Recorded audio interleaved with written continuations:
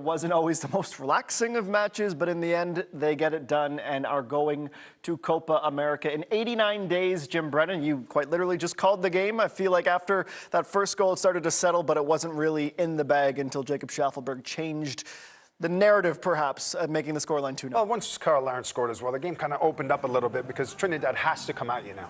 So they've got to get out of that defensive position. The game opens up a little bit, and you could see the space towards the end there that Schaffelberg ended up having.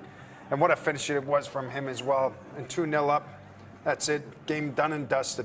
Yeah, the first half, look, it was slow. They lacked urgency. But second half, we said at halftime, Jenko, that we were just waiting for Canada to break the deadlock, to break the ice, for someone to show a bit of quality. And that's what Kyle Larin did. And Jimmy's right. It was an open game. I think Trinidad had their moments. I think they should be proud of their performance. They didn't have that quality in front of goal, but they had those chances. But again, with the 1-0 from Larin and 2-0 from Schaffelberg, they did enough on the day to be victorious. I agree. I think when you look at it as well, was it a convincing performance overall? No, I don't think it was. I think it was a little bit sloppy at times. We seemed a little bit heavy and sluggish at times. But when you've got the quality of players that we have on this team, you expect them to step up and give you something. And Buchanan coming in, looking for a little 1-2, falls into Larin's feet. And for him, it shows his quality as well. It just opens up and passes it into the back of the net. 9 times out of 10, you see a lot of strikers that don't have the confidence that he has go for raw power, but good strikers open up their body and just pass it in. Well, this is going to be a sight for sore eyes, Canada. It's what this result means. It's official.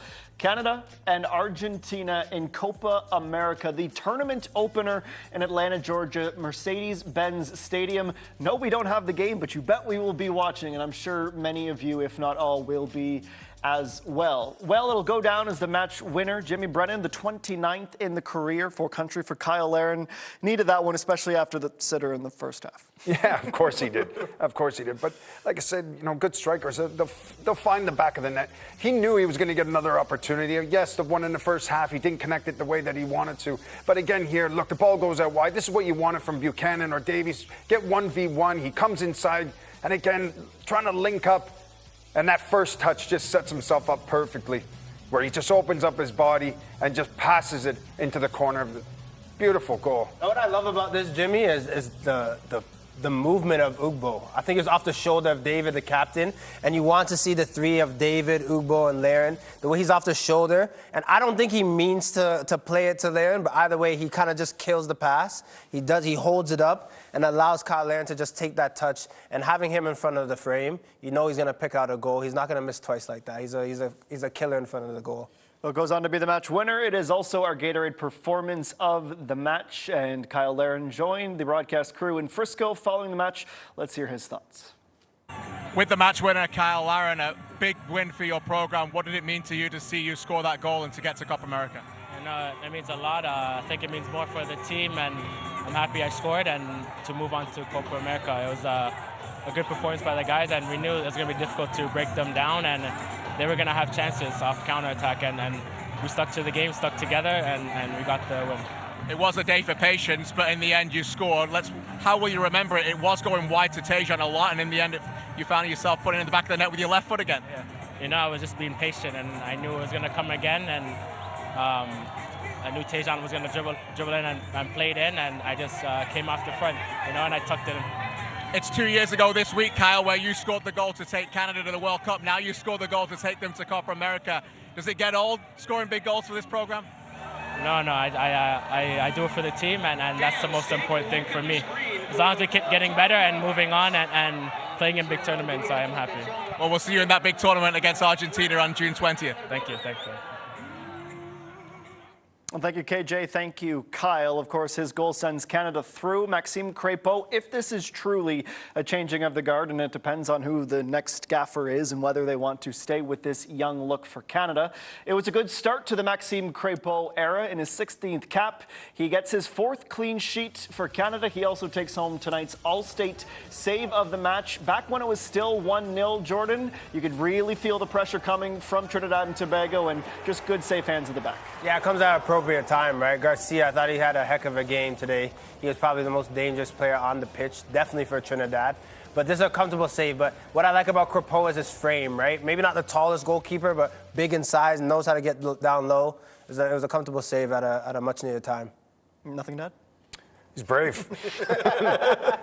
I like him. I've always liked him. I like the way he controls that box. And you're right, he's not the biggest, but he's brave as a lion. He'll come out for everything.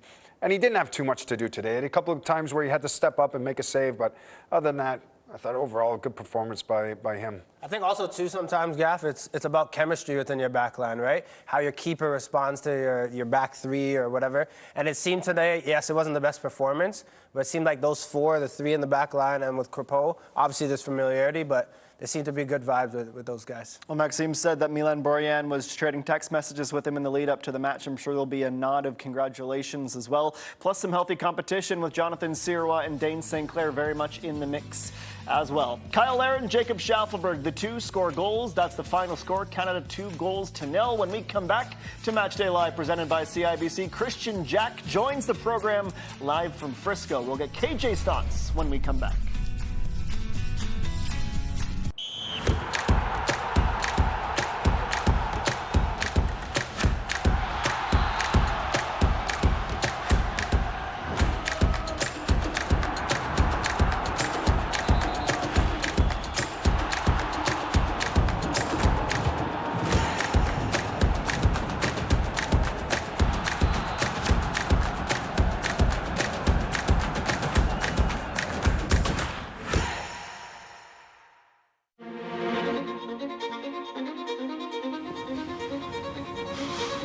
Do we really have any choice at all? Everyone has a choice, and every choice has a consequence. Which do you choose? Life's full of tough choices, isn't it? How do you choose?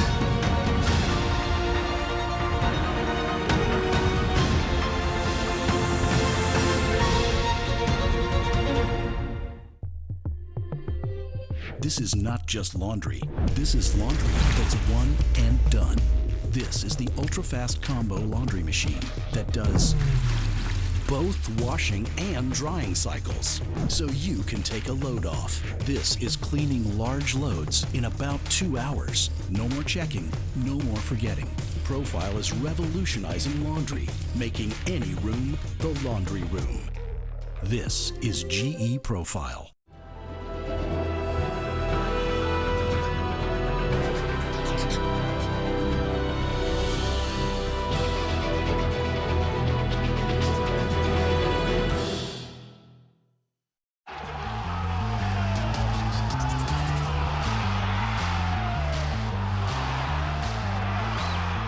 Thank you, Canada, for making dreams come true. We're with you all the way. Our full-time stats, the numbers after 90. 2-0. Canada beats Trinidad and Tobago. 62% possession. The shots on target end up being Canada's first half shots, 6 of them, though they really turned it on in the second half. 16-6, they outshoot TNT. The fouls just about even down the middle. Not a single corner kick for the designated away side, 14 from Canada, so perhaps an area to clean up for Les Rouges, and the passing accuracy pretty good for the Canadians. As we welcome in Christian Jack, pitch side in Frisco. With due respect to the Toronto Blue Jays, this is the true J-Force, though force is spelt with a U. Jenkins, Jack, Jimmy, and Jordan with you. KJ, your thoughts on the match? Yeah, great to be with you, boys. I think ultimately the game will be remembered for the scoreline, and I think that's probably all that the encounter needed to be in the end. You know, there was a lot of nervous moments. Thought they were quite edgy in the first 45 minutes.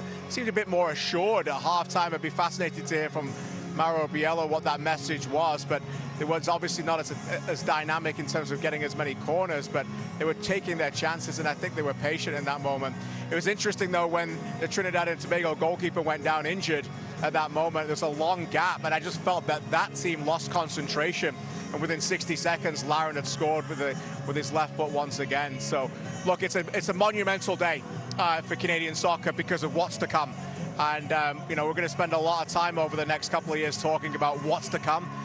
But today was just a matter about getting the job done. And in the end, once again, the top striker came to, so the top goal scorer came to the fore to get a big goal. Another top goal scorer adds to his list atop the all-time lead for Canadian men's international goal scorers. In fact, here is how the all-time leaderboard looks. And it is Kyle Larin by 3. I mentioned his 66 caps, made him the most experienced player in the squad today. Now, or future, I suppose, recently announced Hall of Famer Dwayne DeRosario 3rd, Cavallini and Catlett to round out the top 5. KJ, Canada has been spoiled for some time with the striking power. Of course, the form Jonathan David's on, but just how lucky is this country to have a proficient striker like Kyle Larin running the Maple Leaf? Yeah, incredibly lucky. And I think Canada and the squad that has been built over the last 4 or 5 years and the culture deserve a lot of credit for that. You know, he's had a lot of changes with his club, but he's always had that momentum at the club game. And the PA announcer inside the stadium, bless him today, called him Kyle Larin, which was a bit of so much to the amusement of the Voyageurs here, but I think I might just call him 1-0 Larin. When you think about the amount of 1-0 goals and enormous goals that this player has scored, where was he in Edmonton at Isteca? 1-0 Larin. Where was he in Hamilton against the United States? 1-0 Larin. Where was he against Jamaica in that game at BMO Field to qualify for Qatar? 1-0 Larin. And he's done it again here, 1-0 Larin, to get Canada to Copa America. It's remarkable to see that he steps up in that moment. A game of patience, but in the end he just needed that little touch from Mukbo to be able to create that space on his left foot. And I spoke to him this week and it came up about club form evolving into international form. Do you need to be on a bit of a hot tear? And he said to us, no.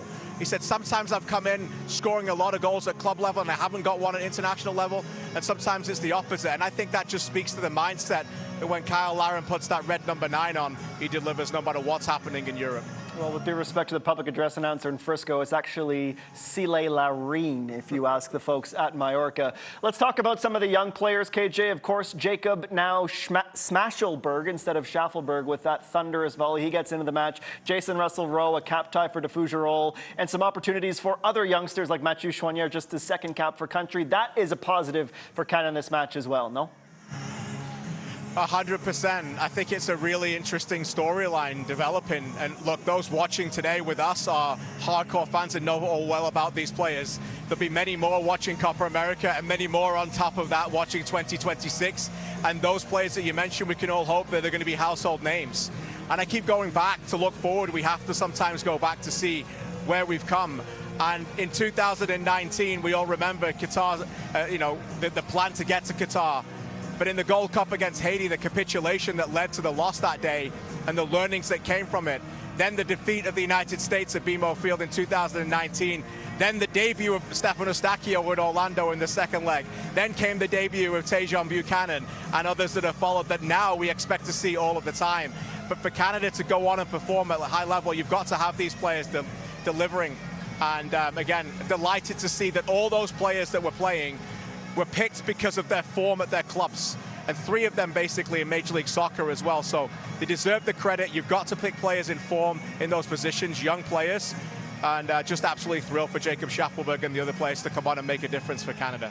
Well, KJ, well said. And it's a natural succession, right? We all know it's about players coming in. You can't have the same group. You're looking at Schaffelberg being 24 and looking at Choinière being 25. Gaff, this is that ripe age, right, where they're going to play their football. And in the next 2 years, guys coming off the bench but also contributing to the team. You see when Schaffelberg takes that touch, there's one thing on his mind, to go and strike. We've seen it in the Gold Cup when he's going forward. Choinière, most weeks for CF Montreal, seems like one of the best players on the pitch, right? That quality that he's bringing. So you're looking at Canada and the depth, and up front, but I think in the midfield, also in the back, you need some players to come out and really show themselves, and there are a few that did it today. Yeah, I agree with that. I like where this squad is going right now. They've got a very good balance. There's a lot of good youth that's coming through the system right now. And you've got to take your hat off as well to Boran and Victoria and those older players now that are kind of moved on and open up space for these younger players to come in now and take the reins moving forward. I like this squad. It's only going to get better, but there's still an awful lot of work to do to get ourselves ready for this Copa America. Christian, last one for you before we let you go. Obviously, you were there in Qatar for the World Cup. The Alphonso Davies goal, that was a big moment. But to be on a stage of that magnitude. Obviously, this is still very much continental, though you include 2 continents now, but this is a huge tournament that Canada will be playing in less than 3 months. There's a lot that we don't know about the CSA right now. For example, who's going to lead them through, but Chile, Peru, Argentina, and Messi to open the tournament. What are your expectations, or even what are your hopes for Canada at Copa America? Well, first of all, I'll say that Copa America, for me, is the greatest tournament for international federations aside from the World Cup because of the pace that it's played at and the intensity that it's played at. So Canada is blessed that they get that opportunity, and that's all down to the CONCACAF relationship, by the way. And now they've earned that spot. So they're there, and they get to play 3 highly intense games there, and they will be intense, played at a pace that they have not experienced. They didn't experience it in qualifying. They have not experienced it at the World Cup, and that will only prepare them better for when they play at home in the World Cup. They're not always going to be games like this, where teams play a back 4 and a 5 or a 5 and a 4 and say, try and break us down. They now present Canada with an opportunity to say, a lot of these teams, Argentina in particular, are going to have a lot of the ball. All 3 of those teams, those South American teams, will be favorites, substantial favorites to beat Canada. So embrace it. Play counter-attacking football a little bit. Try and play a little bit deeper, not necessarily with a high line like today. Different styles. So for me, it's so exciting. You can see Alphonso Davies afterwards. When I did my Kyle Larin interview, he was down there as well. You know, he's got like a big smile on his face again because he knows he gets to play Lionel Messi. He still calls him the best player in the world. Canadian fans to my left, we want Messi chants. It's all happening because we get to play them now on that opening day. So it's an opportunity, I think, for Canada soccer to get back on the map, to talk about things positively, and also develop that tournament-style culture that they need 2 years before they play a home World Cup that they won't have again until 2026, which is coming, guys. It's coming very, very soon. When you think about the time between Azteca and Edmonton to now, that is longer than the time between now and that first game in Toronto, 2026 World Cup for Canada. KJ, we appreciate you, your work, and your expertise as always. Safe travels home, but if you find a mechanical bull before you leave, please make sure that someone videotapes it because we need the content for One Soccer Today on Monday. Christian Jack in Frisco, Texas. And a reminder that the Nations League final, more CONCACAF action on the air on One Soccer. 9:15 Eastern Time start, 10:15 out east, Mexico and the United States on One Soccer. Well, we're going to pick up that conversation about Davies and Messi at the Copa America when we come back. But right now, it is all smiles and time to celebrate. A big exhale of relief for Canada as they beat Trinidad and Tobago by 2-0. Matchday Live will continue after the break.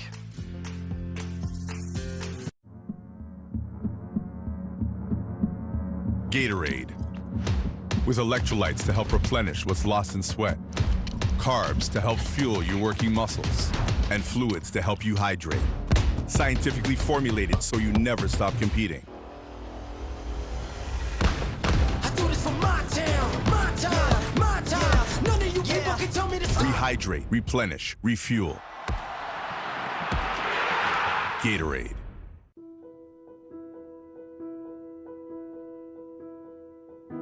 To play. It's something that's in us from the very beginning, and something we take with us on every step of the journey. When we have no words, it gives us a way to speak. When we are still finding our way in the world, it gives us somewhere to belong. And no matter who we are or where we come from, it gives us the right to dream.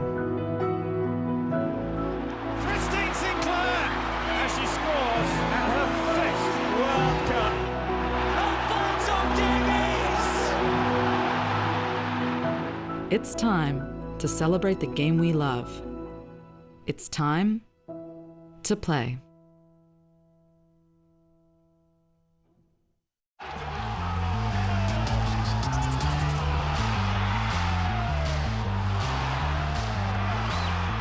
Thank you, Canada, for making dreams come true. We're with you all the way.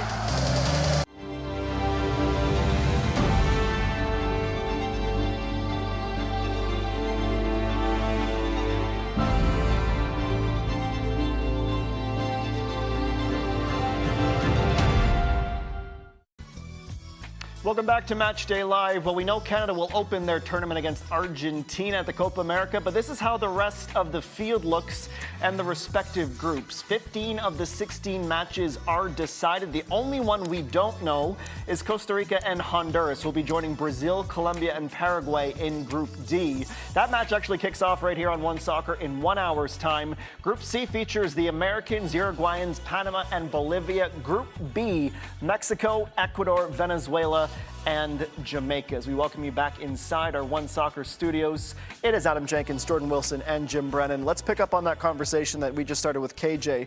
Expectations, thoughts, how it can kind of do with this tournament? How they're going to do it this tournament? What can they do? Oh, what can they do? Look, for me, they've got an awful lot of work to do still, right? On paper, like we said before, they've got a good squad, this Canadian team. It's got a good balance of youth, a few little older players as well, with bags of experience. It's going to be a massive challenge for them. A huge challenge. Playing Argentina, one of the World Cup champions. You're playing Chile and you're playing Peru as well. These are teams that aren't going to bunker in. They're not going to be defending for 90 minutes. These are teams that are going to come at you. The games are going to be open. These are teams that are going to look at Canada and think, you know what, we're going to be on the front foot. We're going to get forward. But in return, I would like to see the Canadians playing front foot football, playing attack-minded football, and get at these teams. This is where you want to test yourself. You're playing against some of the best teams and best players in the world. This is where you've got to go express yourself. And like I said before, these tournaments, the Copa America, the World Cup, as players, this is where you want to be playing on the world's biggest stage. Sometimes for Canada, I think it works for their detriment because they play to their competition. So a day like today at Trinidad, a team that sits back, it's very tough to break down a 4-5-1 or a low block and try to get goals. But they play to that. They play a bit slower. They lack a bit of urgency. But on the contrary, I remember a match against Belgium where everyone was texting everyone who didn't know about Canadian football. Look at these guys, the way that they break forward, how they want to get stuck in, how it's just positive football. And I think that's what you'll see a lot of at Copa America. Yes, they won't have the ball a lot. I think Peru being ranked 32nd and Chile as well, like 42nd, I think.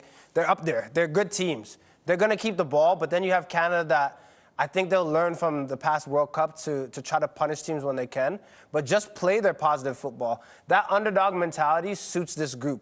And you even heard Alistair Johnson in the week say that. I think they're going to get a very good dose of that at the Copa America where they're not expected to win, but they're just going to go out and be their best. And I think that's when they perform at the top. I just hope that whether it's Morrow or an interim head coach, we don't hear bleep Chile before the match because we saw how well that went in Qatar. Jimmy, KJ just mentioned how close we are to the World Cup. That seems crazy to think that we're closer to the World Cup than we are from the Azteca being played. But as someone who has won a Gold Cup and been in these big moments, how pivotal will this be? Because Canada could have lost this game and not had this opportunity. So what does this experience give them as they march towards a home World Cup? It's more experience. This is what you want as a footballer, an international footballer. The more games and competitive matches that you're playing, the more experience you're gaining. It prepares you for those big stages like the World Cup.